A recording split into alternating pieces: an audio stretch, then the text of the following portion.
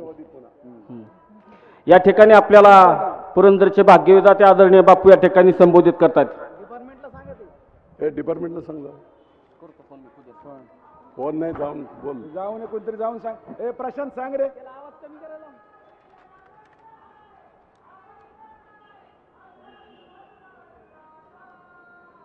कोण जाते तिकडे जर पोलिसांना सांग. पोलिसांना सांग. ए बेरुजाला जाऊन सांग त्यांना बंद कर म्हणा थोडा एक अर्धा तास.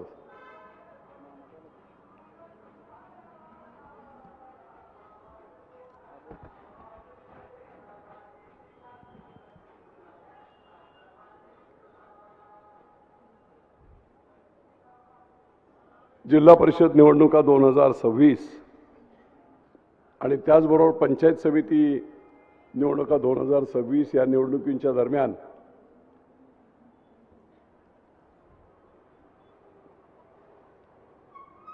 आपल्या पक्षातर्फे धनुष्यबाणाच्या चिन्हावर उभ्या असणाऱ्या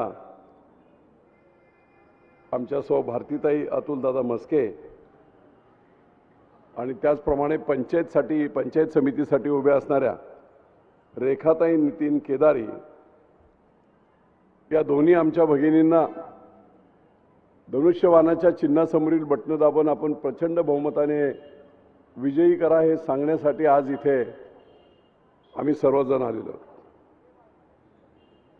या कार्यक्रमासाठी उपस्थित असणारे ज्यांचं नुकतंच मार्गदर्शन झालं ते अतुल मस्के, भारतीताई मस्के, रेखा केदारी, शीतल साळुंके, दादा थोपटे, इरफान बागवान, दया चव्हाण, केशव बंडगर, मंगेश धमाळ, अजय राऊत, सचिन रसाळ, सतीश साळुंके, प्रकाश शिंदे, अथर्व पवार, राहुल यादव, सागर भुजबळ, राजू पटणे, प्रशांत थोपटे, कोमल थोपटे, दीपाली चव्हाण, अश्विनी राऊत, उषाताई पवार, विराज निगडे, रणजित निगडे, संकेत निगडे, रामदास वाघ, व्ही के जगताप, महेश जेदे, अखिल बनसोडे, सर्व सन्माननीय व्यासपीठ आणि समोर बसलेल्या माझ्या सर्व बंधू भगिनींना, तरुण सहकार्य आणि लाडक्या बहिणींना देखील आजचा प्रचाराचा शेवटचा दिवस आहे. निरेमध्ये शक्यतो संध्याकाळच्या वेळेसच सभा घेतली 7-8 वाजता तर प्रचंड जनतेचा उत्स्फूर्त प्रतिसाद असतो. आज तगायचा माझा 20 वर्षातला अनुभव. पण हरकत नाही, एवढ्या उन्हामध्ये सुद्धा आपण सर्वजणात आणि सर्व मला चेहरे हे पूर्णपणे 100% शिवसेनेच्या आधिपत्याखाली काम करणारे आमचे सगळे कार्यकर्ते दिसत आहेत आणि महिला दिसत आहेत. मित्रो, काल मला एक पत्रकार भेटला, माझी इंटरव्ह्यू घेतली आणि त्याने मला विचारलं की विजयराव, या जिल्हा परिषद आणि पंचायत समितीच्या निवडणुका जिंकायचं तुमचं व्यूहरचना काय, स्ट्रॅटेजी काय?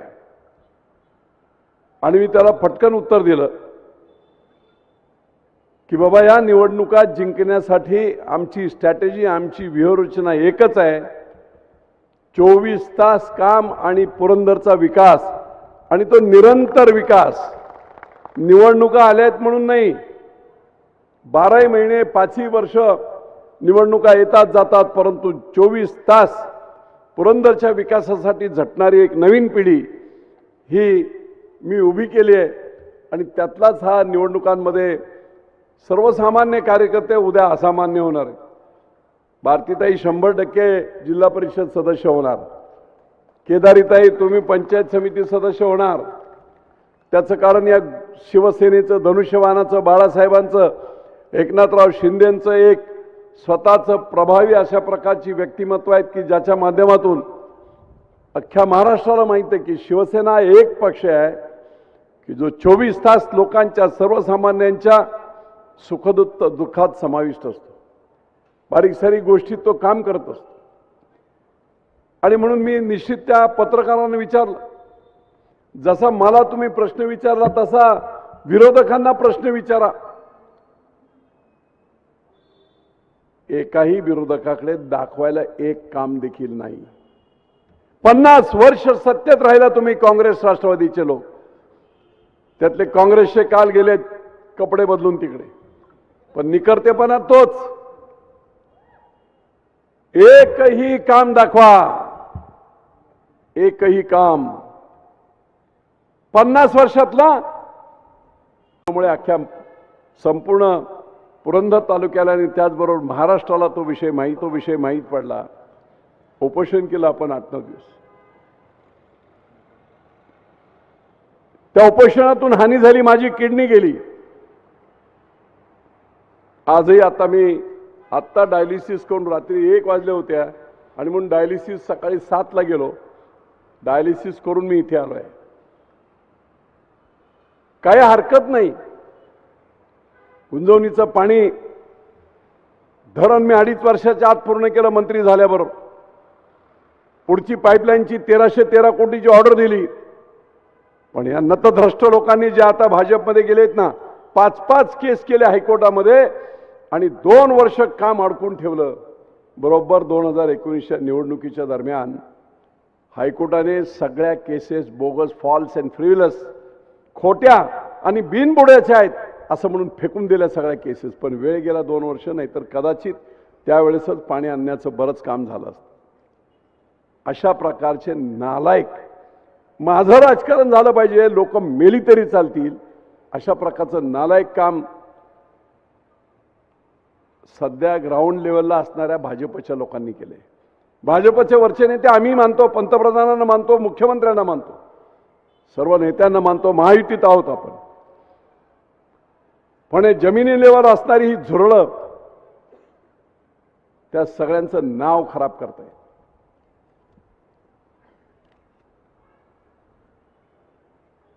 पाच वर्ष 2019ला दुर्दैवाने अपघात झाला, मी बाजूला गेलो.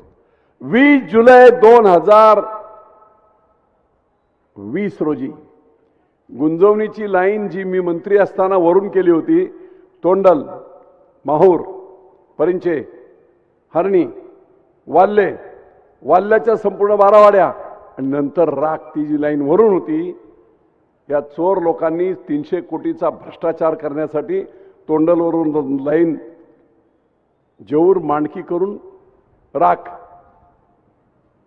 ती लाईन कमी केली आणि त्याच्यातून 300-350 कोटीचा भ्रष्टाचार करण्याचा प्रयत्न केला.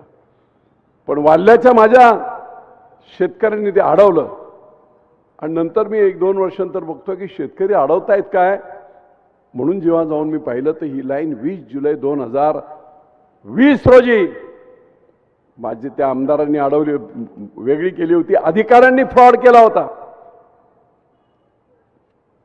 आपलं काम करायचं नाही तर त्याच्यावर मोठी इन्क्वायरी लागेल.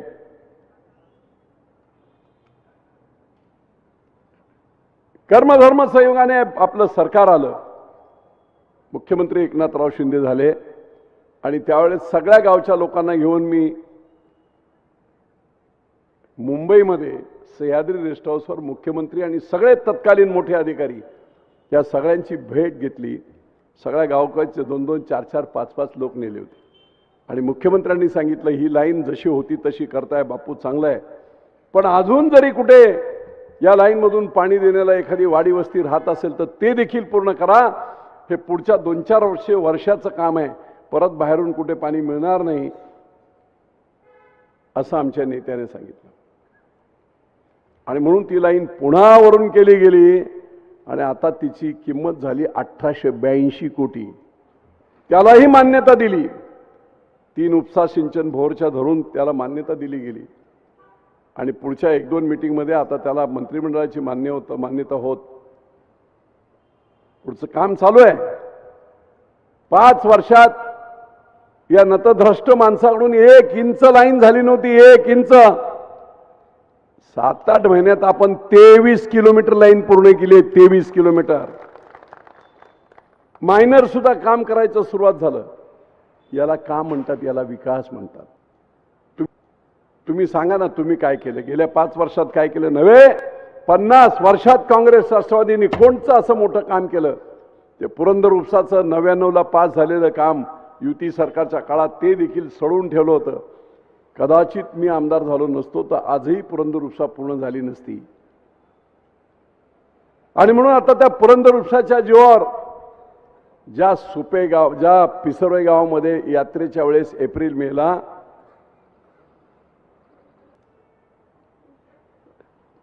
तैया 3,500 एकर ऊस माळ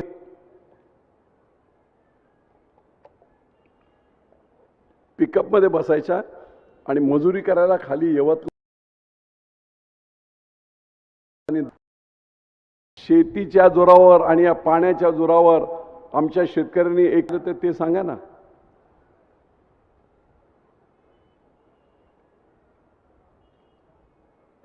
रस्ते 178 किलोमीटरचे रस्ते मुख्यमंत्री सडक योजनेतून मी केले आणि म्हणून चकाचक रस्ते सगळीकडे झाले. हा बघा ना, हा पालखी मार्ग मी आमदार होईपर्यंत त्या दिवे घाटापासून जेजुरीपर्यंत सुद्धा 50 ठिकाणी अर्धवट लोक मरायची. बरोबर टाच लावली त्यांना सगळ्यांना. 138 लोक मेले होते. 138 2 वर्ष. आणि ते काम पूर्णपणे पूर्ण करून घेतलं. तेवढंच नाही केलं तर खाली राहिलेलं काम जे होतं हडपसर ते घाटापर्यंतचं ते देखील काम गडकरी साहेबांना सांगून त्याचे टेंडर वगैरे करून ते देखील केलं. आज 60% काम पूर्ण झालं आहे. हे सत्यात होते. हे भाजपचे नेते आता जे सांगतायत झुरळ कंपनी, हे सत्यात होते. 1 रुपया आणता आला नाही. रस्त्यातले खड्डे देखील मी केलेले, रस्त्यातले खड्डे झालेले पावसात ते सुद्धा भरता नाही आले ना. मी आमदार झाल्याबरोबर 352 कोटीचा रस्ता, सासवड सुपे रस्ता 80% पूर्ण झालाय. 10 मीटरचा कॉन्क्रीटचा रस्ता आहे. तो रस्ता झाल्यामुळे बाजूला 25-30 लाखाची जमीन जी होती ती आता 1.5 कोटी रुपये करणे जायला लागली. याला म्हणतात विकास. अख्ख्या तालुक्यामध्ये 467 बंधारे आपण बांधले. ओढा असेल, ओढ्याच्या शेवटी एक, त्याच्या पुढे पाणी जिथपर्यंत जात आहे त्याच्या पुढे दुसरा, तिसरा, चौथा, आणि ते पाणी अडवलं गेलं म्हणून अथर्व तुझ्या त्या आडाच्या वाडीपासून वर जाणारे सगळ्या ओढ्या नाल्याने आपण ते हे बांधले. कधी नव्हे तो ते पाणी वाहून जायचं.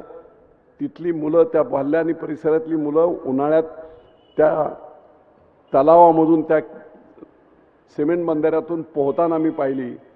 त्यांना गेले 10-20 वर्ष पोहणे हा प्रकार माहीत देखील नव्हता.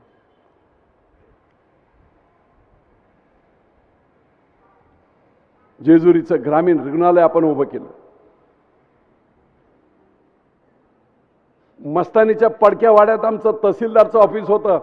आता जाऊन बघा, बापूने बनवलेली इमारत, राज्यात जिल्हाधिकारीची इमारत नाही एवढी 27 कोटीची इमारत बांधली. याला विकास म्हणतात.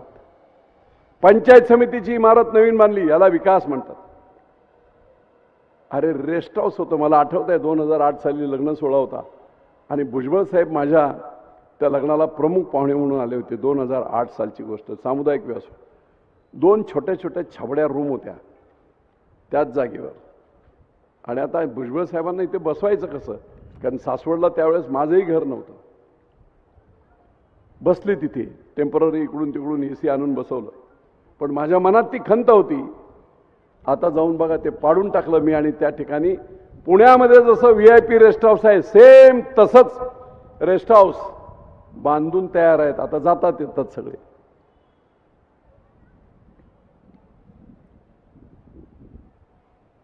अनेक कामं मी म्हणतो, एवढी कामं सांगतो. तुम्ही काँग्रेस राष्ट्रवादीच्या लोकांनी एक दाखवावं. एक मोठं काम त्यांनी केलं. निव्वळ फसवणूक. अरे आम्हाला फसवलं, देवालाही फसवलं. अनेक मुख्यमंत्री आले आणि गेले काँग्रेस राष्ट्रवादीचे. कधी पंढरपूरला 800 कोटी दिले, कधी शिर्डी संस्थानला 500 कोटी दिले विकास आराखडा, कधी गजानन महाराजांना 400 कोटी दिले, अक्कलकोटला 200 कोटी दिले.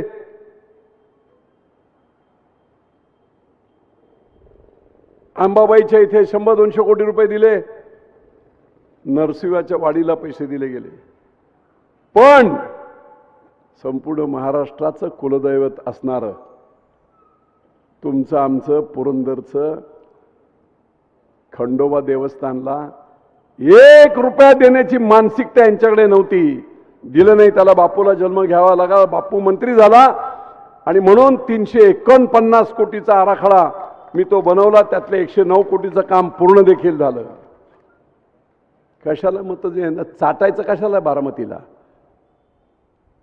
तुम्ही काही कमल केलंच नाही, तुम्ही फसवताय आम्हाला. आणि म्हणून राष्ट्रवादीचे असतील किंवा भाजपचे लोक म्हणजेच काँग्रेसचे लोक तुमच्या समोर आले की त्यांना म्हणावं तुम्ही 1 रुपयाचं काम इथे केलं नाही, आम्हाला फसवलेलं आहे. एकमेव शिवसेना आहे. 2009 पासून मी आलो म्हणून ते पुरंदर उपसा पूर्ण झालं, म्हणून गुंजवणी पूर्ण झालं, म्हणून पाईपलाईनच्या कामाला गती आली, म्हणून आज एअरपोर्ट ग्रामीण भागात देशातला पहिला एअरपोर्ट, आंतरराष्ट्रीय एअरपोर्ट. अरे कोणी स्वप्न तरी पाहिली होती काय गधाड्यांनी की पुरंदरला ग्रामीण भागामध्ये आंतरराष्ट्रीय विमानतळ होईल? विजय बापूंनी ते स्वप्न पाहिलं की पुण्याचं विमानतळ हे एअरफोर्सचं विमानतळ आहे. आज नाही तर उद्या त्याला बंद नाही. त्यामुळे पुण्यासाठी मोठं एअरपोर्ट झालं पाहिजे, जेणेकरून अशी इन्फ्रास्ट्रक्चर पायाभूत सुविधा निर्माण झाल्या तर विकासाला गती येते. 5 वर्षात माझ्या फक्त अंत्ययात्रा काढीत बसले आमदार, काम काहीच केलं नाही. अगदी 15 दिवसामध्ये पिंपरी चिंचवडला एक मीटिंग होती, भूमिपूजन होतं, पोलीस आयुक्तालयाचं, मुख्यमंत्री होते, अजितदादा सुद्धा होते. आणि त्यावेळेस मुख्यमंत्र्यांचा विश्वास बघा केवढा. आपण सगळ्यांनी टीव्हीवर पाहिलेलं असेल. बापू आता तुम्ही आमदार झाला, आता पुरंदरचं विमानतळ होणार होणार होणार. कोण बोललं? मुख्यमंत्री बोललं. हा कॉन्फिडन्स असावा लागतो विकासाचा. 5 वर्षात काही केलं नाही.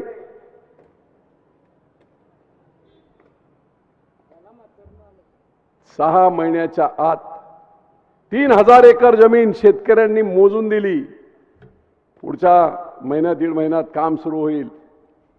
आणि जसं विमानतळाचं काम सुरू होईल तसं विमानतळाच्या बाजूला येणारे 5 स्टार हॉटेल, शाळा, कॉलेज सगळं सुरू होईल. पुढच्या 5 वर्षात बघा पुरंदरचा काय विकास होतो. 1.25 लाख मुलांना रोजगार मिळणार आहे. प्रत्येक शेतकऱ्याच्या मुलाला योग्य ते ट्रेनिंग देऊन एअरपोर्टमध्ये घेतलं जाणार आहे. शेतकऱ्यांना जमिनीचे पैसे देणार तसं 15% परतावा देणार आहेत. 100 गुंठे जमीन जर तुम्ही दिली असेल तर 15 गुंठे तुम्हाला एरो सिटीमधली 15 गुंठे जागा मिळेल, जिची किंमत कमीत कमी 1 कोटी रुपये असेल. 15 कोटी फक्त 15 गुंठ्याचे मिळते कमीत कमी. आणि म्हणून आमच्या सगळ्या शेतकऱ्यांना विश्वासात घेऊन ते काम करण्याचा प्रयत्न आम्ही केला. परंतु काँग्रेस राष्ट्रवादीने खोडा घालण्याचा प्रयत्न केला. गेल्या वेळेस 3 सीट आपण जिंकल्या, फक्त 1च सीट माळशिरस बेलसर जिथे एअरपोर्ट आहे ते आपण जिंकू शकलो नाही. त्याचं कारण निगेटिव्ह राजकारण केलं आहे काँग्रेसच्या आणि सध्याच्या भाजपच्या लोकांनी.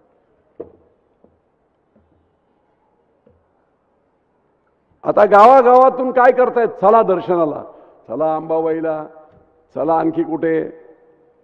का रे बाबा, इलेक्शन आल्यावर तुम्हाला अंबाबाई दिसते काय? इलेक्शन नसताना नाही दिसली? मूर्ख बनवायला त्यांना दर्शनाला द्या, घेऊन जायचं आणि मला मत द्या. एवढा स्वाभिमानी पुरंदर कमकुवत नाहीये. कधीतरी एक तुम्ही साडी देताय आणि दर्शनाला नेताय. अरे तो तुमचा लाडका मोठा भाऊ आदरणीय मुख्यमंत्री एकनाथराव शिंदे यांनी कायमस्वरूपी दर महिन्याला 1500 रुपये तुम्हाला देण्याची व्यवस्था केली. आणि पुन्हा सांगितलंय मी जिवंत असेपर्यंत ही योजना बंद पडणार नाही. तुम्हाला काय करायचे साडीचं आणि पिढीचं? तुम्हाला वाटेल त्यावेळेस तुम्हाला दर्शनाला जायचं, खिशातले पैसे काढून तुम्ही जाऊ शकता.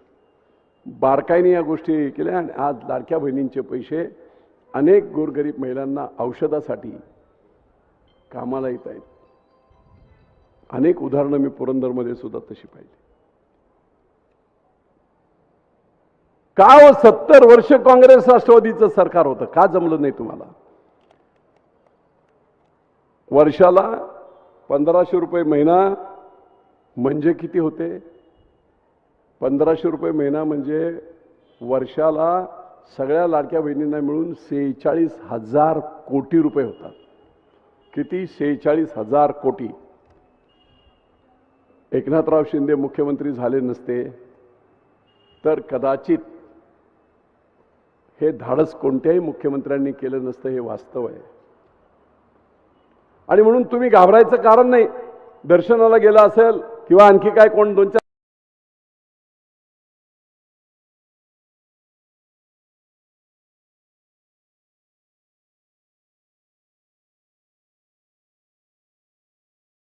आणि त्या अंबाबाईला सांगा, हे अंबाबाई, मताचा जोगवा आणि भीक मागण्यासाठी ज्या माणसाने माझा स्वाभिमान विकत घेण्याचा प्रयत्न केला, मी आले, तुझं दर्शन झालं, पण मी आज तुझा हात जोडून विनंती करते आणि सांगते, होय, पैशाचा आमिष दाखवून आणि दर्शनाचे आमिष दाखवून मत घेणाऱ्या माणसाला मी मतदान करणार नाही. धर्माचं काम म्हणून मी धनुष्यबाणाला मतदान करणार. असं घरातून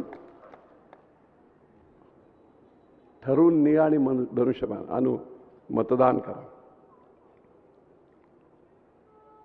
गावागावातल्या पोरांनी एक एक आपापलं गाव सांभाळा. विधानसभेला जे मतदान झालंय त्याच्यापेक्षा जास्त मतदान झालं पाहिजे याची काळजी प्रत्येक गावाने. नाहीतर मी तालुका प्रमुख आहे, माझ्या गावात 25 मतं मिळत आहेत, चालणार नाही. संघटनेचे सुद्धा फेरबदल निश्चितपणे होतील पुढच्या काळात. जर रिझल्ट तुम्ही देऊ शकला नाही, आपापलं गाव सांभाळता येत नसेल, त्या पदावर राहण्याचा अधिकार तुम्हाला नाही. आणखी कोणाला तरी तिथे काम करण्याची आपण संधी देऊ.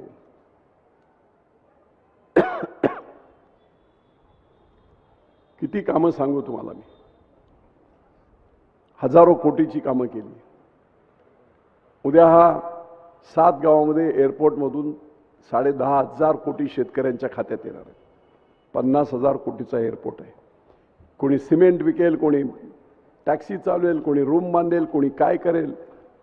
आमच्या संपूर्ण नवीन पिढीला, पुढच्या 10 पिढ्यांना कामाला येईल अशा प्रकारच्या अनेक गोष्टी कल्याणाच्या होतील. आणि पुरंदरमधला शेतकरी निश्चितपणे हा सगळ्या महाराष्ट्रामध्ये उजवा होईल. नवे नवे हा विधानसभा मतदारसंघ उद्या 4 वर्षात महाराष्ट्रातला 1 नंबरचा विधानसभा मतदारसंघ होईल. जसं एअरपोर्ट, पाणी सगळं फिरलं. आणि म्हणून मित्र, तुम्ही साथ दिली पाहिजे. आता मी डायलिसिस करून आलोय, पण तरी मला खात्री आहे कोण किती जगतं माहीत नाही. पण गुंजवणीच्या पाण्यामधून या 16 गावामधून जेव्हा जेव्हा 28,000 हेक्टरला पाणी दिलं जाईल, डाळिंब्याचं, संत्र्याचं, चिकूचं, जेवढी जेवढी म्हणून फळबाग आणि पिकं निघतील ना, त्या सगळ्या डाळिंबामध्ये आणि पिकांमध्ये पुढची 300 वर्ष विजय बापू शिवतारे जिवंत राहील. याला विकास म्हणतात. नाहीतर आमचे पहिले सगळे पुढारी आहे ना, सासवडला बसायचे सकाळी 8:30-9ला सगळे जिल्हा परिषदे, पंचायत समितीचे, मोहिनी हॉटेलच्या समोर. आणि काय चालायचं तिथे मोहिनीच्या? हे बघ, मी आहे ना पिंपऱ्याला 5 एकर जमिनीची हे मारली. काय मारली? इसार पावती मारली. मग इथे 5 एकर जमिनीची इसार पावती मारायची 10 लाख रुपये करणे, आणि पुण्यातला मारवाड्याला पकडून आणायचं आणि 2 महिन्यात ती जमीन 25 लाख रुपयांनी विकायची. हे सगळे दलाल आहेत. इथे लोकांना लुटलेले दलाल आहेत. तिकडे एक दलाल उभा आहे त्या बेलसर माळशिरस मध्ये, अधिकृत दलाल.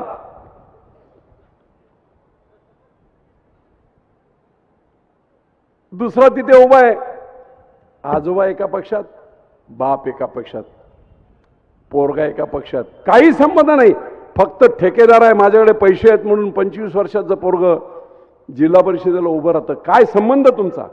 काय तुम्ही काम केलं लोकांसाठी तेव्हा तुम्ही आज मतं मागताय? इथे तुमच्याकडे बघा, घराणेशाही. लुरगाड्यांच्या मुलीला तिकीट का हो? अख्ख्या मतदारसंघात तुम्हाला दुसरा एकही माणूस ओबीसीचा वगैरे दिसला नाही? कॅपेबल नाही का तो? नाही, तुम्हाला घरंदाजपणा करायचा आहे, घराणेशाही करायची आहे. आणि मग माझी मुलगी आहे म्हणून मतदान करा. बिलकुल नाही करायचं मतदान. जातीपातीचं राजकारण सुद्धा झालं नाही पाहिजे. मी मित्रांनो सांगतो, जातीपातीच्या राजकारणातून आपलं पोट भरत नाही. आपलं पोट भरायचं असेल तर तालुक्याचा विकास झाला पाहिजे. वेगवेगळ्या संधी तरुण पोरांना मिळाल्या पाहिजेत. नोकऱ्यांच्या असतील, व्यवसाय करण्याच्या असतील तर पुढे जाता येईल, नाही तर जाता येणार नाही. तिसरा एक बघा, 40 वर्ष लालबत्ती घेऊन फिरत होता तिकडे. 40 वर्ष एक काम नाही करता आला. एक काम तो मामा भरणे इंदापूरचे जिल्हा परिषद अध्यक्ष होते. त्यांनी एका वर्षात 500 कोटी आणले ना आमदार झाले. आमचे अवगुणे काही करता आलं नाही आणि आता म्हणतोय माझ्या पोराला निवडून द्या ना. 40 वर्ष वाट लावलेली तुझी काही इच्छा पूर्ण नाही झाली की आणखी पुढे. आणि म्हणून म्हणतो, काम करणाऱ्या लोकांच्या पाठी उभे राहा. अतुल मस्के गेले 20 वर्ष 30 वर्ष सासवडला सुद्धा पाणी मिळालं ना, त्यावेळेस अतुल मस्केने अंगावर काठ्या मोडून घेतल्या ना, तेव्हा सासवडला पाणी मिळालंय. जेलमध्ये राहिले 100 दिवस तेव्हा पाणी मिळालंय. उपकार नाही. तो अतुल मस्के जेव्हा निवडून आला त्यावेळेस पहिला शिवसेनेचा सभापती म्हणून एवढ्याशा छोट्या गावचा माणूस सुद्धा प्रामाणिकता म्हणून शिवसेनेने त्याला सभापती केलं. आज त्यांची मिसेस उभी आहे. बारीक सारीक गोष्टीत लोकांच्या हिताचं काम करणारे लोक. केदारी मॅडम आहे, शीतल साळुंके आहे, कोळविरेगणाचे आमचा सतीश 20 वर्ष 2008 पासून माझ्या खांद्याला खांदा लावून शिवसेनेचं काम करणारा, गावोगाव सांभाळणारा माणूस, त्याची पत्नी आज इथे उभी आहे. उगाच कोणालाही पकडून आणलेलं नाही आहे. हा मुलगा ती मुलगी तो आहे. मलाही बोलत होते, मला वीर भिवडीमधून, की बापू तुमच्या मुलाला उभं करा, ही झंझट संपून जाईल. मी म्हटलं मी अगोदरच जाहीर केलं, ह्या कार्यकर्त्यांच्या निवडणूक आहेत. सर्वसामान्य कार्यकर्त्यांना असामान्य करण्याची ही गोष्ट आहे. तिथे विजय बापू शिवतारेच्या घरातला माणूस नाही उभा राहणार, तिथे कार्यकर्ताच उभा राहणार. ताईला आमच्या सासवडच्या नगरपालिकेला सर्वांनी फोर्स केला की आता तिकडे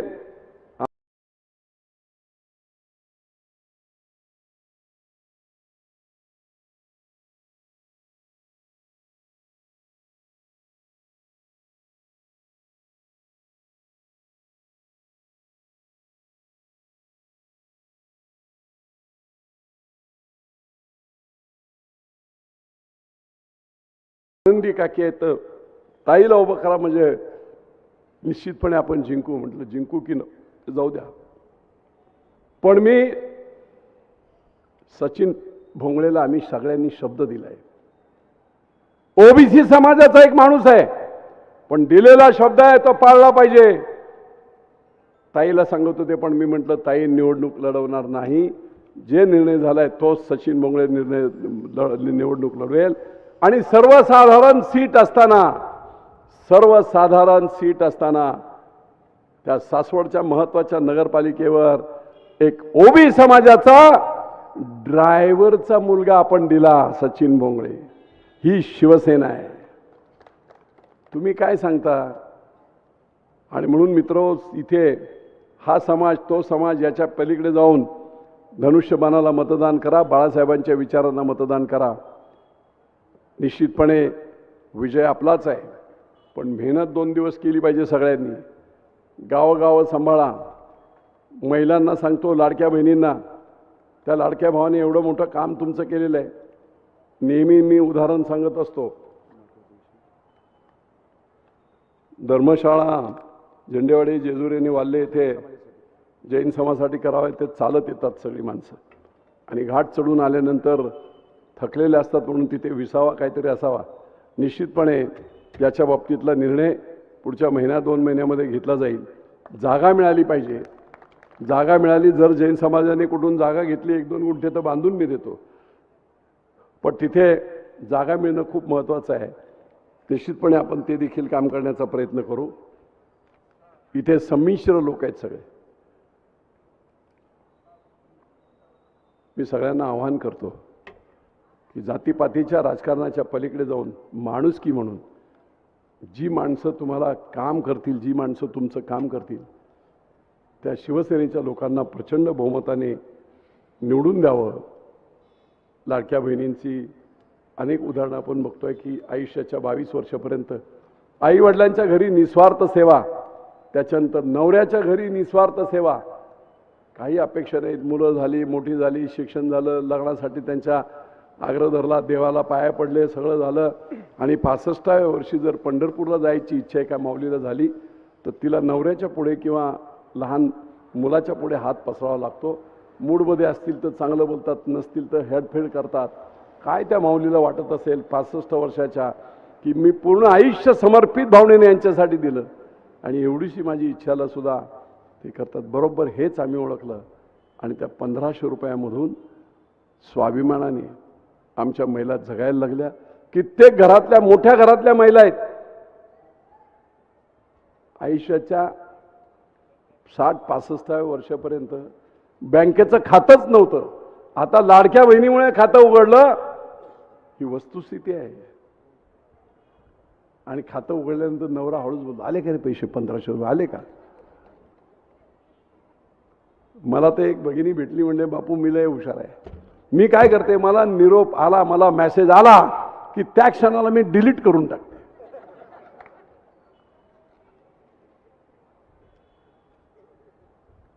हे एवढं मोठं काम आपल्याला झालेलं आहे.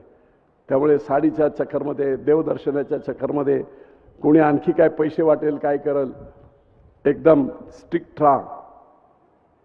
आणि नीरेची माझी नेहमीची खंत आहे, या नीरेच्या सगळ्या बूथवर सगळ्यांनी असं कार्य करा की प्रत्येक बूथ, एकही बूथ मागे पडलं नाही पाहिजे. लोकल पॉलिटिक्स करून वाटोळं चाललेलं आहे. पण घाबरू नका, पुढच्या काळामध्ये नीरेमधले खूप मोठे बदल होतील, त्याची प्लॅनिंग मी केलेली आहे.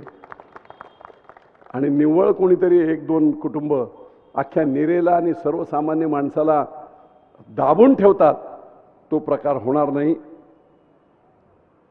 नीरेमध्ये अनेक पैसे मी 25 लाख, 15 लाख वेगवेगळ्या ठिकाणी टाकलाय. पलीकडचा घाट मी पालकमंत्री असताना बांधला, 1.5-2 कोटीचा दत्तघाट मी बांधलाय. तुम्ही दाखवा ना.